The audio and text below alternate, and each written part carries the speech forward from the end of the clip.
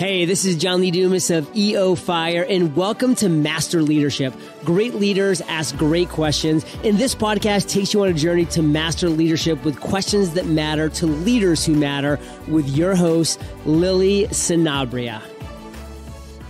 Hi, this is Lily, and welcome to Master Leadership Through Crisis series, where we will connect with leaders worldwide to gain insights on important questions to help us navigate through rough waters. If you would like to participate as a guest, or if you have a question that you would like to ask a guest, go to masterleadership.org for more information. Machine learning, AI, and analytics applications are expanding rapidly, including in traditional businesses that are not all equally prepared for the change. Keith McCormick has produced machine learning solutions for 25 years. In the past 8 years, Keith has focused on mentoring analytics leaders and their executives to navigate this change and make their analytics team more productive.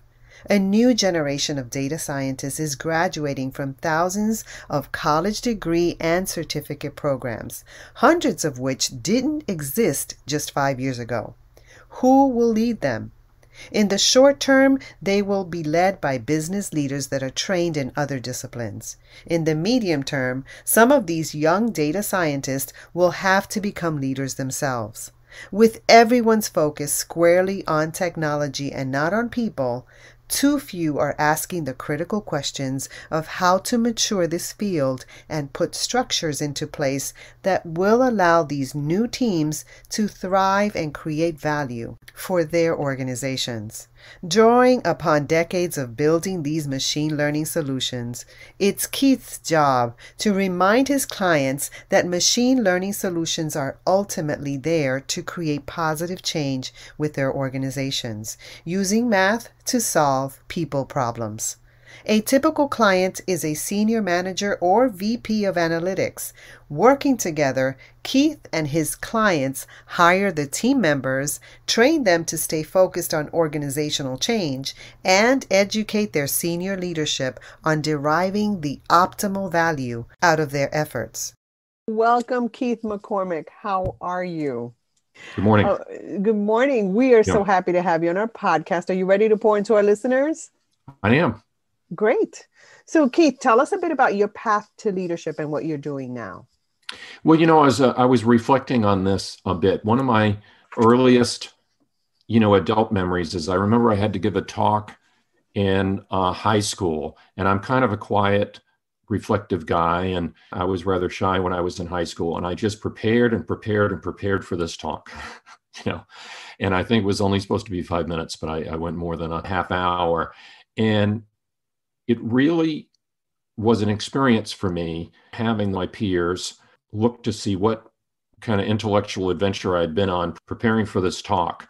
And something connected in me about that. And I've always been drawn to teaching. So there was a time, in fact, I contemplated seriously K through 12 teaching, even looked into that. And then I know that that's been an area that you've worked in, your whole career. And then Yes.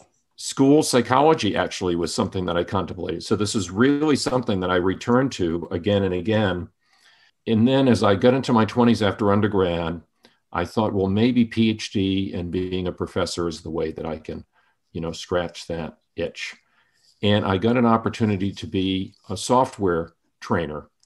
And I'm sure there'd be some folks that'd be listening that wouldn't necessarily think of a software trainer as being a leadership role, but, very similar to that experience, when I was younger, I would prepare like crazy for these classes, not just the point and click of what I had to show, but the background context of the techniques. These are techniques, as you can guess, like linear regression and, some of the fancier machine learning stuff. And I realized that these folks were turning to me for mentorship. And I took that very seriously and did that for the longest time. So because that was meeting that psychological need that I had to mentor and teach, I never did go back to grad school, but I did that for many, many years. And I think it's led directly into the more thought leadership and the mentorship of analytics leaders that I do now. And there have been some times during my career where my leadership role has been more formal. For instance, I was on an Army scholarship when I was in college, but you would think as hierarchical as the Army is, that the lesson that you would draw from that is that, it's all about chain of command and your formal title and so on. But it's not that different, really, from the kind of leadership you experience in the classroom. It's really about mentorship and inspiring folks. And, even though in the military you have this formal rank, I mean, you're literally wearing it on your clothing, but it's really about reaching out to people and inspiring them, because ultimately that's the only thing that's going to get a group of folks headed in the same direction. I love that you think that way, because we've all been in trainings or workshops, important information, but it dies because the delivery and how you connect with your audience isn't there. And that happens much more often than not. And it happens a lot in education. I love that you touched on that, because that is seriously important. And I was reading through your leadership statement, and one of the things that grabbed me was when you talk about how to mature this field and put structure into place that will allow new teams to thrive and create value for their organization. Let's talk a little bit about the importance of maturity as a leader. Sure. So this gets to something that I'm sure we're going to talk about at some point, which is, some of the things that concern me in my industry as a data scientist. But I don't think it's just this year or this particular period. I think many industries go through cycles like this. And in data science right now, the focus is very much on technology. If you can check off the technology boxes, then you're ready for a career in data science. And I have some colleagues, including colleagues that I admire in many ways, but they'll have these LinkedIn posts, become a data scientist in 30 days, become a data scientist in 90 days. And I remember when I was at the 10-year mark, I've been doing about 25 years now. When I was at the 10-year mark, I started to get that feeling that I had figured this out. And I'm so glad that I shook off that feeling. And I haven't felt that way since, because this is not, you just check off the boxes and you're ready to go. You have to have life experiences. I mean, just from a practical standpoint, you have a young data scientist who's doing a project for, some senior VP that's perhaps 30 years older than them. It's not just about the technology. It's about connecting with that individual and understanding that what you're trying to do is organizational change. So you need some life experience to be able to pull that off. That's not just stay up all night reading a programming book. No. And in the space that you play in, right, data science, it's very heady. And so the difference with that in leadership, and when you're ready to connect, when you want to connect with other people, is that it has to drop down to your heart, your social emotional skills. And sometimes that could be hard for people that are in their heads. I find the same thing happens in education. We value so much head knowledge and cognitive development that we believe that people who have a PhD or who have a master's are ready for leadership. And that is so far from the truth, because there's so much more training that needs to happen. And one of the things that comes to mind, Keith, is humility. And that's what you addressed when you said that you thought you figured it all out and then you stopped, right? Part of that is humility. I value that so much, because from that space, then you can expand and learn and grow. Now, tell us about your organization and how we can reach you. I wear a number of hats, but absolutely the best way to keep up with what I'm up to and what's on my mind is to follow me on LinkedIn. One of the career twists and turns that I've had within just the last 3 or 4 years was in 2017, I had my first LinkedIn learning course come out. Yes. And that was a chance for me to take some of the things that I've learned over the years and reach a wider audience. So because I have content on the LinkedIn Learning platform, I've become very loyal to the LinkedIn platform, and I'm on there almost every day. So that's the best way to reach me. So I imagine there are many Keith McCormicks, maybe. Oh, yes, there are. So how can we drill down and get you? That's an excellent question, but I got lucky in that I must have been the first Keith McCormick to figure out that you could request your LinkedIn URL. I'm not one of those crazy LinkedIn URLs that's like K McCormick and a bunch of numbers. I'm Keith McCormick on LinkedIn. Thank you. Now, currently we're in the process, who knows, of recovering from the global pandemic, COVID-19. How has that affected you? It's made me turn inward, I don't think in a bad way, but just kind of reflect on where I am at my career. I have been traveling almost nonstop, other than this COVID-19 experience that we've all shared together, since the winter of 97, 98. That's quite a few years ago now, and my travel percentage has consistently been up around 85% all those years. Wow, big shift. This is the most, in fact, at 10 months now, it's hard for me to believe. It's mind-boggling for me. It's 10 months in a row that with, other than going to the grocery store to visit friends, that I've been working from this house, which I love, but that for more than 20 years, I was only here 3 or 4 days at a time, just long enough to unpack, pack again, and, jump on a plane. So that's been a powerful experience for me. No one would look back at 2020 and really associate anything particularly pleasurable about it. They're just the not knowing and the vicariously watching all of the, awful things that families have had to go through. But I think fate just handed me a situation where I had almost no choice but to reflect on where I was headed. And, maybe it's not so bad as I enter my early 50s that I'm more selective about my travel, and that I kind of choose my battles, as it were, and think about how I want to spend the last 20 years of my career. So you're forced to be still. Yeah. And that's not a bad thing. I Although, agree. it feels like a bad thing at first, because I get you. I'm a doer. I take action right away. But to be still, I've had to learn that. And it is the path to wisdom. So thank you for sharing that. Now, what quotes, advice, or practice has helped you most during this crisis? Well, when I get an introspective time like this, like sometimes around the holidays, that's what's been funny about COVID, is that when I found out in March that I'd have 2 months in a row that I'd be home, that I could almost just be quiet and, celebrate. Okay, well, I get a break from the road. How am I going to spend that? How am I going to invest that time? How am I going to make a positive investment? So when I was still a freshman, actually, I was really just a kid, I met a woman named Mary McCauley, which is not going to be a name that more than likely going to be familiar to anyone, but she was Isabel Myers' collaborator in the last 10 years of Isabel Myers' life, who's the woman that wrote the Myers-Briggs type indicator. So long story short, I met her at a conference, and I ended up using the MBTI on an undergraduate thesis project that I had to do when I was a sophomore. She was kind of what would be Professor Emeritus age at that point, and I was just shy of 20. But we stayed in touch almost weekly for more than 10 years.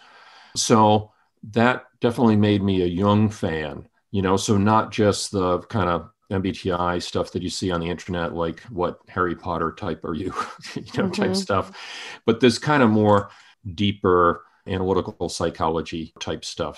That's what I'll turn to often when I get a chance to have quiet times like this.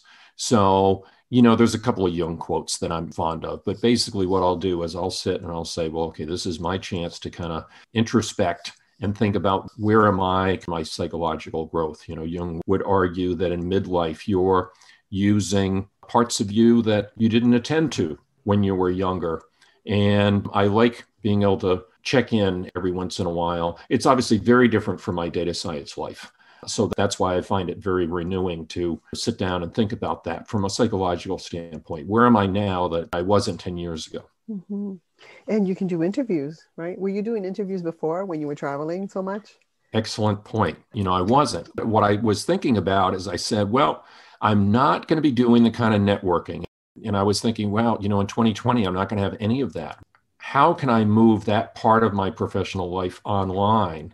And one of the ways that I chose to do that was to seek out opportunities to be on a podcast. I think there were probably a lot of folks in 2020 that said, Wasn't expecting COVID to happen, but it has. I'm going to go ahead and start a podcast. If I thought about that, I didn't do so for more than about 2 minutes, because you research it for just a moment and you realize what a huge amount of work it is and how it can take a year or two to really have a podcast reach its potential. So I said, Keith, I'm not even going to contemplate that until I've been a guest on podcasts for at least a year. Let me see if for a whole year, I can be a guest on podcasts, and then I'll contemplate something like that.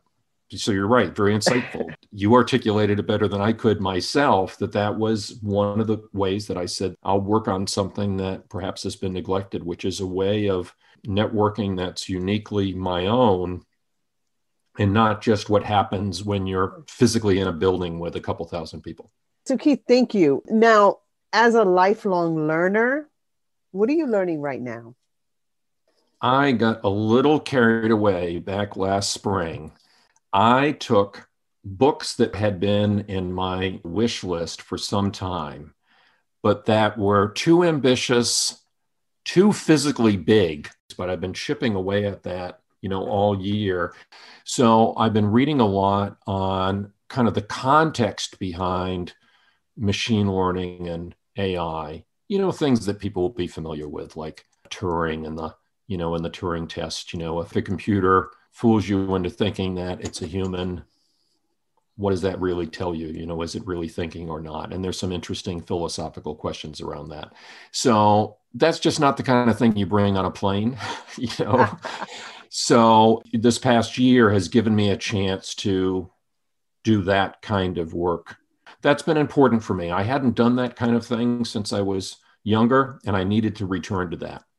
When we think of AI, there has to be a harmony with the consequences of using AI and machine learning. I'm glad someone's doing it, and I'm sure a lot of people are, but I'm glad that you are. Now, Keith, when you think of leadership today, what most concerns you, and what are you most hopeful about? Well, this came up briefly earlier in our conversation, but I worry about the young people that are, it makes me feel old to say it that way, but there is such a thing as being in a particular generation in an industry, because you get trained a particular way and so on. So when I was contemplating a PhD in my late 20s and decided not to, there were a lot of reasons for that. But one of them was that this area that I had gotten interested in, data science, machine learning, and so on, didn't have PhD programs. They didn't exist back then. For instance, most of my colleagues, that are doing, really strong work do have masters and PhDs. I have neither, which is a bit unusual. We're not rare, the folks like me that are doing, data science with just a bachelor's, but, we might be 20, 25%, not the majority.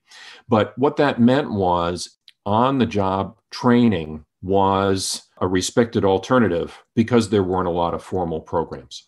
So what form did that take?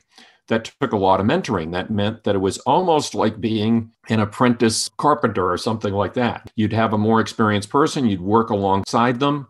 As I look back, some of my most rewarding professional moments have been when I got to the point where I was running a team and I'd have 3 or 4 people looking to me on a daily basis. We'd meet every morning. What do we need to work on today to make this project productive? So if you transition to the certificate programs and the X number of hours of this topic and a certain number of hours of this other topic, and it becomes the technology checkbox, then there's not as much of a professional motivation to seek out that mentoring, because the feeling is, I have this certificate, or I've went through a boot camp. It's created age bias within my industry. And, I'm not just talking about somebody that maybe is 5 years shy of retirement. So for, financial reasons, the company doesn't want to hire them. That's been a problem, for decades.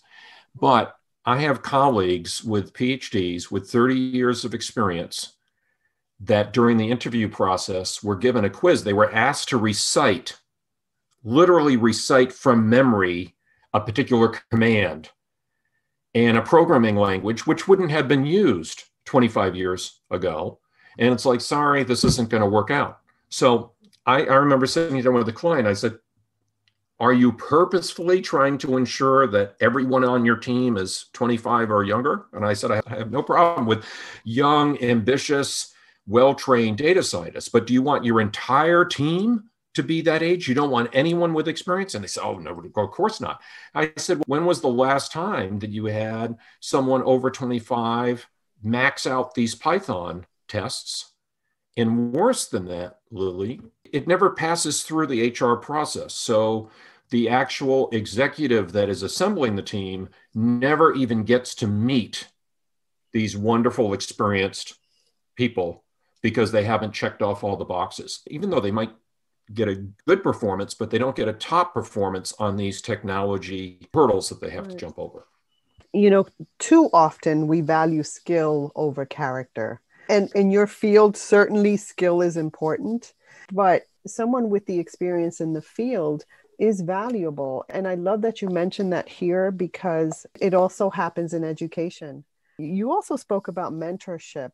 And I want to drill down here because mentorship is super important, but it also matters who you get mentored by or who you are as a mentor. You need to be someone who continues to grow, someone who has leadership skills around humility and around valuing others. I know too many stories of mentors who shouldn't be mentoring anybody because they pass down the same thinking. So yeah, diversity is incredibly important. So thank you so much for bringing that up. The groupthink that you mentioned, Lily, reminds me of something. I was talking to a young data scientist once and his boss. So his boss came from a different area. His boss had more of an IT background. And all three of us were on the call together. So I spoke directly to the young data scientist. And I said, I'm somewhat putting you on the spot here because your boss is on the call, but I know that your boss is growing the team. He's been allowed to increase the headcount of the team. So from your point of view, what skills do you think the team would benefit from that perhaps would complement your own? Who would be someone that you could collaborate with and learn from? And I was really trying to send a softball pitch his way, for him to, in a very, I hope, comfortable way, say, well, a skill that I'd like to have that maybe I haven't mastered so far would be this one, and I want to get that from somebody else. Well, I was so disappointed with this answer because he proceeded to basically say that, if the team was going to have 5 people, that they all should be identical to himself. Goodness. I tried to do the best I could. Thank you for the work you do. to invite a better answer, but that was the answer I got.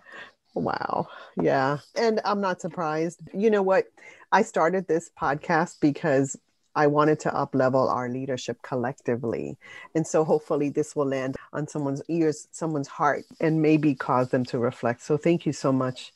Now, you can either take a question from a former guest, or you can share a challenge, struggle, or failure that you learned from. I'm curious about the first choice and how that works. So someone's asked a question. There's a kind of a pool of questions. Yes, I do have a pool of questions. So here we go. Catherine Taylor wants to know, what is the one quality you believe that you have yourself that is most important in making you a leader? I think it's curiosity. It comes naturally to me. But that's what fuels the lifelong learning that we were talking about. Sometimes I think even my close colleagues that I would consider good friends think that I go down the rabbit hole of that lifelong learning a little bit, But next thing you know, we'll be in a situation, maybe either a tricky situation or we need some context or we need to pause. Often you make your best decisions when you've thought things out.